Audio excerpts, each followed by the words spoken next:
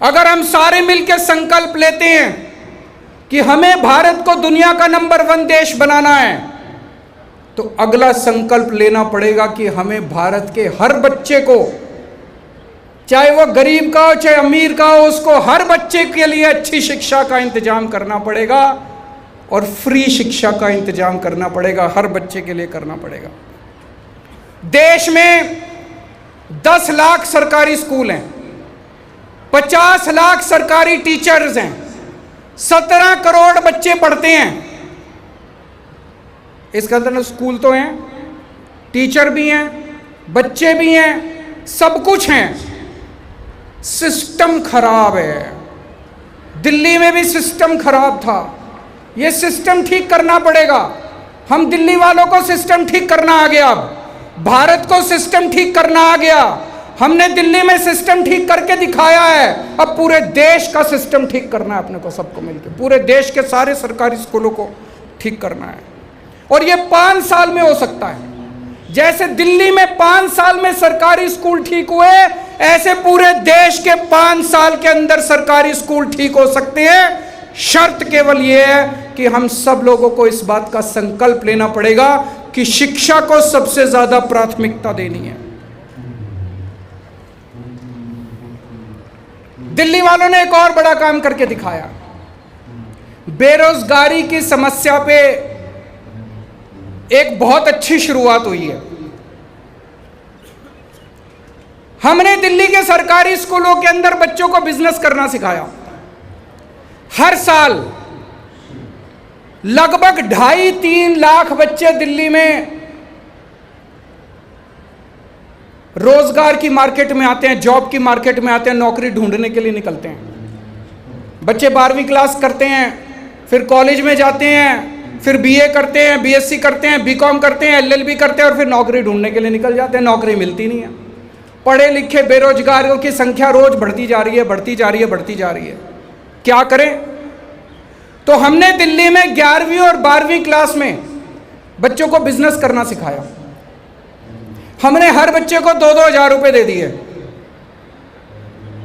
हमने बच्चों को कहा ये 2-2 हज़ार रुपए लो और कुछ बिजनेस करने की सोचो। आप लोगों को एक बार तो लगेगा, शुरू में तो मेरे को भी लगा था जब ये आइडिया आया, आपको लगेगा यार क्या 2,000 रुपये में कौन सा बिजनेस होता है। लेकिन उसमें बच्चे पार्टनर बनते हैं। 4 बच्चे इकट्ठे हो गए, 8,000 रुपये, 8,000 रुपये का कोई बिजनेस करते हैं। 10 बच्चे इकट्ठे हो गए, 20,000 रुपये हो गए, 20,000 रुपये का कोई बिजनेस करते हैं। मैं आपको उदाहरण देता हूं, आपको जान के 10 बच्चों ने मिलके, ये 10 बच्चे दिल्ली की लोअर क्लास कॉलोनी में थे। उन्होंने देखा हमारी कॉलोनी के अंदर, हमारे मार्केट में चोरियां बहुत हो रही हैं, दुकानों में चोरियां बहुत हो रही हैं। इन 10 बच्चों ने मिलकर अपनी टीम बनाई और इन्होंने अपनी कंपनी का नाम, इन्होंने कंपनी भी खोल ली। बच्चों ने कंपनी का नाम लिखा डिजिटल सुरक्षा। 10 बच्चों की 20,000 रुपये हो गए। इन 20,000 रुपये से इन बच्चों ने एक अलार्म बनाया कि अगर कोई भी दुकान वाला अपने शटर पे वो अलार्म लगा दे, कोई चोर आएगा, जैसे वो शटर खोलेगा वैसे अलार्म बज जाएगा, दुकान वाले के फ़ोन पे फ़ोन आ जाएगा।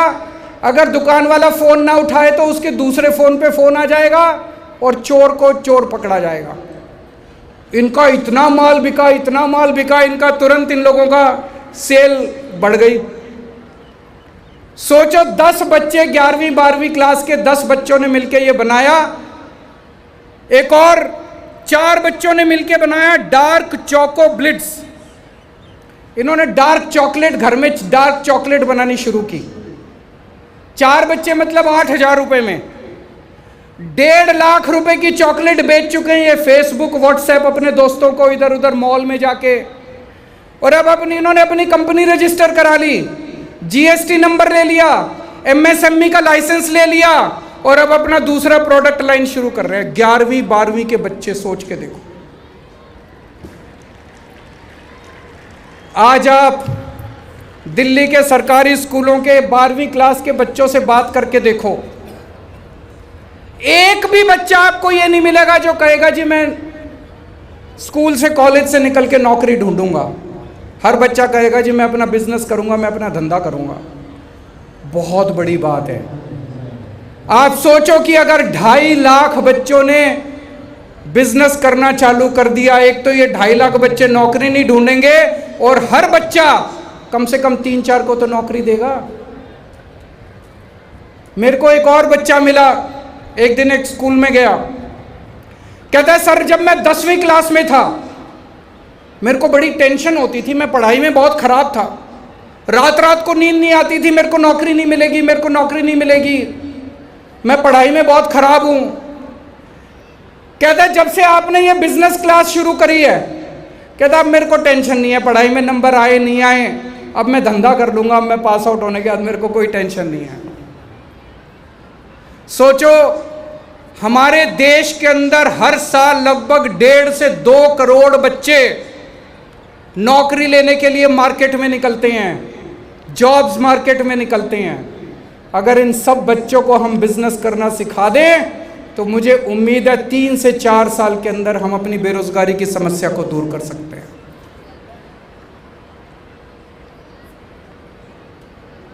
और हाथ जोड़ के मैं एक बात कहना चाहता हूं, शिक्षा फ्री भी नहीं है।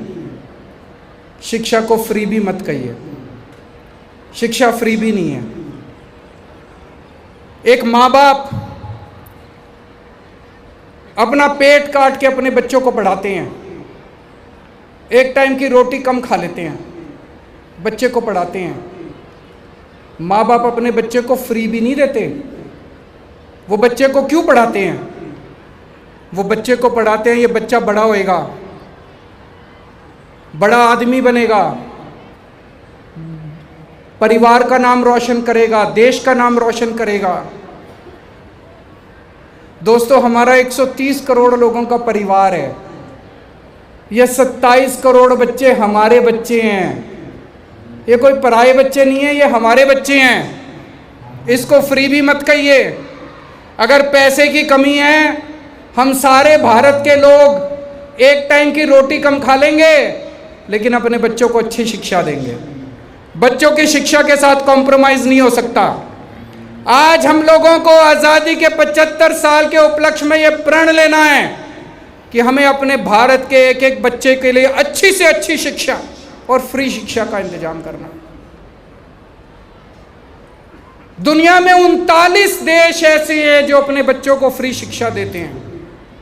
39 देश, Australia, Austria, America, England, Switzerland, Sweden, Denmark, Canada, France, Germany, Hong Kong.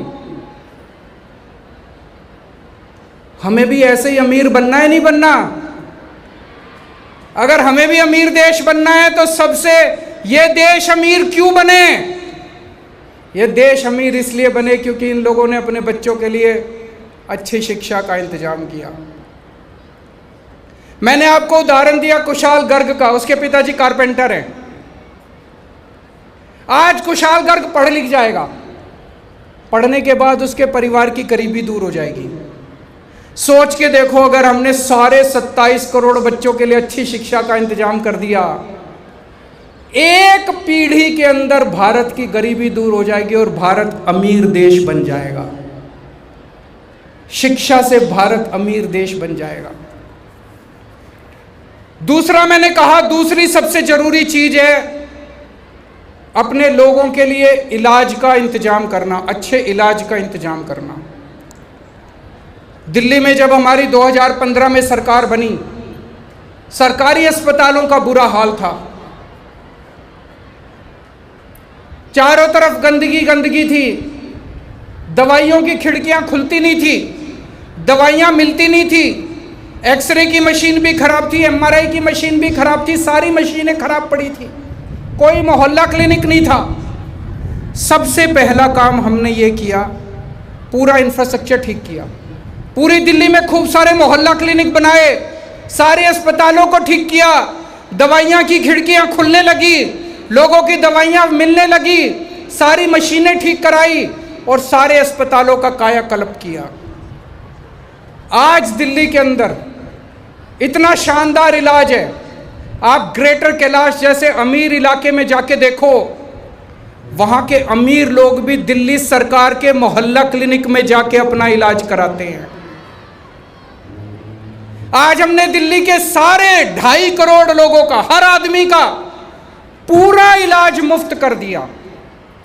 आपको खांसी है, जुखाम है, क्रोसिन चाहिए, आप मोहल्ला क्लिनिक में जाओ, डॉक्टर भी फ्री, टेस्ट भी फ्री, दवाइयां भी फ्री। आपको सीरियस बीमारी है, आप LNJP में जाओ, GTB में जाओ, GB पंत में जाओ, 10 लाख रुपए भी अगर लगेंगे तो पूरा इलाज फ्री है आपका। प्रणीत एक माइग्रेंट लेबर है, बिहार से आए थे, दिल्ली में बस गए। उनकी 2 साल की बच्ची के हार्ट में छेद निकला। दर बदर की ठोकरें खाई, कई प्राइवेट अस्पतालों में लेके घूमे, लाखों रुपए खर्चा बताया। अल्टीमेटली दिल्ली सरकार के अस्पताल में उसका पूरा इलाज मुफ्त हो गया और वो बच्ची बच गई। सुरेश हैं, ये भी माइग्रेंट लेबर हैं, बाहर से आए थे, दिल्ली में बस गए। इनको थ्रोट का ट्यूमर था, LNJP के अंदर इनका पूरा इलाज मुफ्त हुआ। आज दिल्ली के अंदर चाहे कोई अमीर हो चाहे गरीब हो, सबके इलाज का हमने मुफ्त इंतजाम किया है। तो मैंने कैलकुलेट किया, अगर केवल मैं दवाइयों का, टेस्ट का, कंज्यूमेबल का खर्चा देखूं जो इलाज करने के लिए खर्च होता है, तो पिछले 3-4 साल से दिल्ली सरकार सबका इलाज, पूरा इलाज मुफ्त कर रही है। और एवरेज औसतन दिल्ली के एक निवासी के ऊपर पर पर्सन दिल्ली सरकार का 2,000 रुपए का खर्चा आता है, बस 2,000 रुपए का साल का। किसी को कम की जरूरत पड़ती है, किसी को जरूरत नहीं पड़ती, कईयों को ज़्यादा की जरूरत पड़ती है। औसतन 2,000 रुपए का। पूरे देश में 130 करोड़ लोग हैं।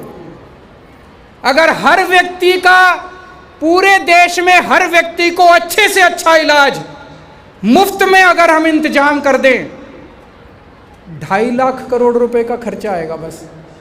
2.5 लाख करोड़ तो कुछ भी नहीं है। पूरे देश के कितने लोग ऐसे हैं जो मैं जानता हूं जिनके पास पैसे नहीं होते, आत्महत्या कर लेते हैं पैसों की कमी के कारण। कितने लोग ऐसे हैं जिनके घर में पैसे नहीं होते इलाज के, जमीन बेचनी पड़ जाती है, औरत के जेवर बेचने पड़ जाते हैं, पूरा घर बर्बाद हो जाता है।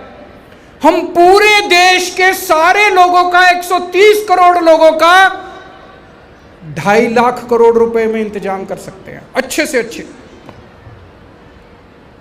और ये नहीं कि और इसमें काफी सारे पैसे तो केंद्र सरकार और राज्य सरकारें खर्च कर ही रही हैं, थोड़ा सा ही एक्स्ट्रा खर्च करना पड़ेगा। लेकिन एक काम करना पड़ेगा उसके पहले, हमें चारों तरफ खूब सारे अस्पताल बनाने पड़ेंगे देश में, चारों तरफ खूब सारे मोहल्ला। अभी बहुत सारे इलाके ऐसे हैं देश में, पहाड़ों में, इधर उधर आदिवासी इलाकों में कोई अस्पताल ही नहीं है, कई किलोमीटर तो कोई अस्पताल नहीं है। और कई जगह मैं देखता हूं कि इंश्योरेंस करा देते हैं कि ये लो इतने लाख रुपए का तुम्हारा 5 लाख का इंश्योरेंस। इंश्योरेंस लेके आदमी क्या करेगा, अस्पताल ही नहीं है, इंश्योरेंस का क्या करेगा, अस्पताल तो चाहिए। देश को अस्पताल चाहिए, देश को मोहल्ला क्लिनिक चाहिए, देश को दवाइयां चाहिए, इंश्योरेंस से काम नहीं चलेगा। 5 साल के अंदर हम पूरे देश के अंदर अस्पताल खोल सकते हैं।